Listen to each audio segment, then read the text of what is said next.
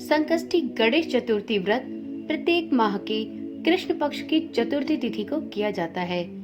एक बार की बात है, ऋषिगण पूछते हैं कि हे स्कंद कुमार, दरिद्रता, शोक, कुष्ठ आदि से विकलांग, शत्रुओं से संतप्त, राज्य से निष्कासित राज, सदैव दुखी रहने वाले, धनहीन, समस्त उपद्रवों से पीड़ित, विद्याहीन, संतानहीन, घर से निष्कासित लोगों, रोगियों एवं अपने कल्याण की कामना करने वाले लोगों को क्या उपाय करना चाहिए जिससे उनका कल्याण हो और उनके उपरोक्त कष्टों का निवारण हो।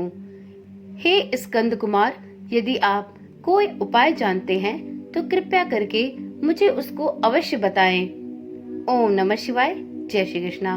मित्रों, आप सभी का सनातन धर्मसार चैनल पर बहुत बहुत स्वागत है। आप सभी को सावन संकष्टी गणेश चतुर्थी की अत्यंत हार्दिक शुभकामनाएं। स्वामी कार्तिकेय जी कहते हैं, हे ऋषियों, आपने जो प्रश्न किया है उसके निवारण के लिए मैं आप लोगों को एक शुभदायक फल बतलाता हूँ, उसे ध्यान पूर्वक सुनिए। इस व्रत के करने से पृथ्वी के समस्त प्राणी सभी संकटों से मुक्त हो जाते हैं। यह व्रतराज महापुण्यकारी एवं मानवों को सभी कार्यों में सफलता प्रदान करने वाला है। विशेषतया यदि इस व्रत को महिलाएं करें तो उन्हें संतान एवं सौभाग्य की वृद्धि होती है। इस व्रत को धर्मराज युधिष्ठिर ने किया था। पूर्व काल में राज्ययुत होकर अपने भाइयों के साथ जब धर्मराज वन में चले गए थे तो उस वनवास काल में भगवान श्री कृष्ण ने उनसे यह व्रत कहा था। युधिष्ठिर ने भगवान श्री कृष्ण से अपने कष्टों के शमनार्थ जो प्रश्न किया था उस कथा को आप श्रवण कीजिए। युधिष्ठिर पूछते हैं कि हे पुरुषोत्तम, ऐसा कौन सा उपाय है जिससे हम वर्तमान संकटों से मुक्त हो सके। हे गदाधर, आप सर्वज्ञ हैं। हम लोगों को आगे अब किसी प्रकार का कष्ट न भुगतना पड़े, कोई ऐसा उपाय बतलाइए। स्कंद कुमार जी कहते हैं कि जब धैर्यवान युधिष्ठिर विनम्र भाव से हाथ जोड़कर बारंबार अपने कष्टों के निवारण का उपाय पूछने लगे तो भगवान श्री कृष्ण ने कहा कि हे राजन, संपूर्ण कामनाओं को पूर्ण करने वाला एक बहुत बड़ा गुप्त व्रत है। हे युधिष्ठिर, इस व्रत के संबंध में मैंने आज तक किसी को नहीं बतलाया है। हे राजन, प्राचीन काल में सतयुग की बात है कि पर्वतराज हिमाचल की सुंदर कन्या पार्वती ने शंकर जी को पति रूप में प्राप्त करने के लिए गहन वन में जाकर कठोर तपस्या की, परंतु भगवान शिव प्रसन्न होकर प्रकट नहीं हुए। तब शैलतन्या पार्वती जी ने अनादिकाल से विद्यमान गणेश जी का स्मरण किया। गणेश जी को उसी क्षण प्रकट देखकर पार्वती जी ने पूछा कि हे प्रभु, मैंने कठोर, दुर्लभ एवं लोमहर्षक तपस्या की, किंतु अपने प्रिय भगवान शिव को प्राप्त न कर सकी। वह कष्ट विनाशक दिव्य व्रत जिसे नारद जी ने कहा है और जो आपका ही व्रत है, उस प्राचीन व्रत के तत्व को कृपया आप मुझसे कहिए। पार्वती जी की बात सुनकर तत्कालीन सिद्धिदाता गणेश जी उस कष्टनाशक शुभदायक व्रत का प्रेम से वर्णन करने लगे। गणेश जी ने कहा, हे अचल सुते, अत्यंत पुण्यकारी एवं समस्त कष्टनाशक व्रत को कीजिए। इसके करने से आपकी सभी आकांक्षाएं पूर्ण होंगी और जो व्यक्ति इस व्रत को करेंगे उन्हें भी सफलता मिलेगी। श्रावण के कृष्ण चतुर्थी की रात्रि में चंद्रोदय होने पर पूजन करना चाहिए। उस दिन मन में संकल्प करें कि जब तक चंद्रोदय नहीं होगा मैं निराहार रहूंगी। पहले गणेश पूजन कर ही भोजन करूंगी। मन में ऐसा निश्चय करना चाहिए। इसके बाद सफेद तिल के जल से स्नान करें, मेरा पूजन करें तथा अपनी सामर्थ्य के अनुसार सोने, चांदी, तांबे अथवा मिट्टी के कलश में जल भरकर उस पर गणेश जी की प्रतिमा स्थापित करें।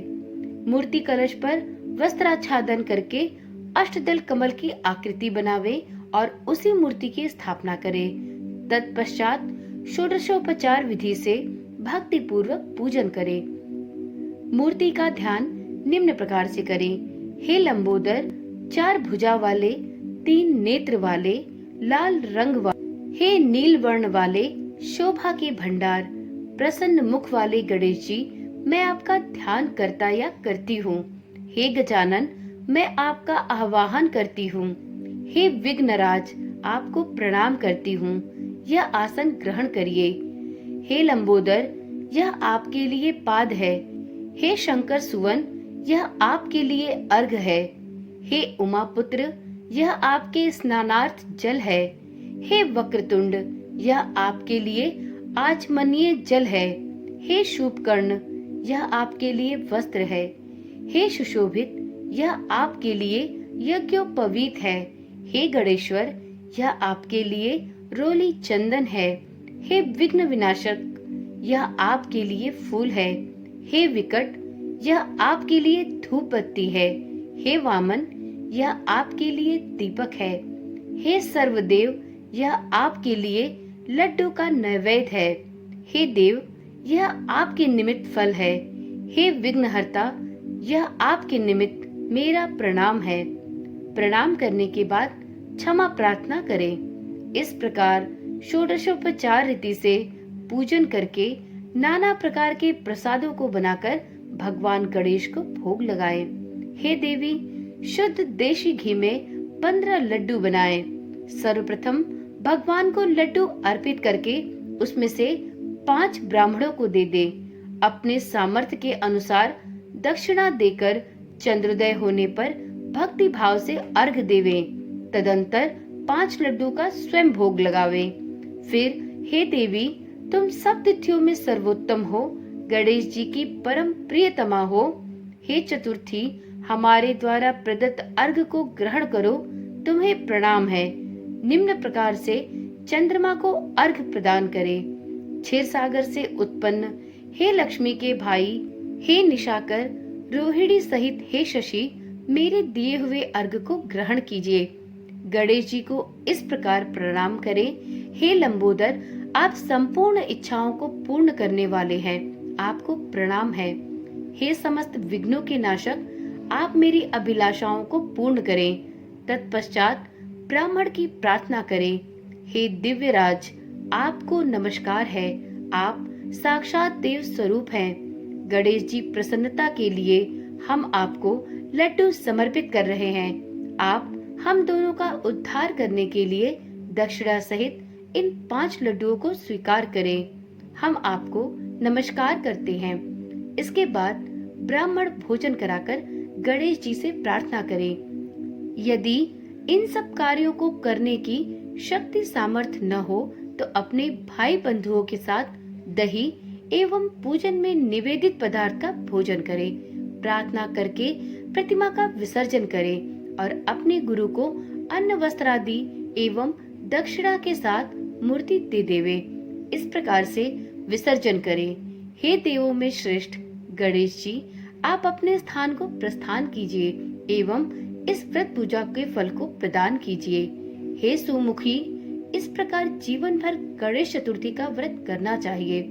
यदि जीवन भर न कर सके तो 21 वर्ष तक अवश्य करें। यदि इतना करना भी संभव न हो तो 1 वर्ष तक 12 महीने के व्रत को करें। यदि इतना भी न कर सके तो वर्ष के 1 मास को अवश्य ही व्रत करें और श्रावण चतुर्थी को व्रत का उद्यापन करें। तो एक बार बोलिए गणपति महाराज की जय। तो मित्रों, ये थी कथा श्रावण संकष्टी चतुर्थी व्रत की। उम्मीद करती हूँ आपको सुनाई गई यह कथा आपके लिए रोचक और ज्ञानवर्धक रही होगी। तो चलिए आज की वीडियो यहीं पर समाप्त करते हैं। फिर मिलते हैं एक नई वीडियो, एक नई जानकारी के साथ। तब तक के लिए ओम नमः शिवाय, जय श्री कृष्णा, राधे राधे।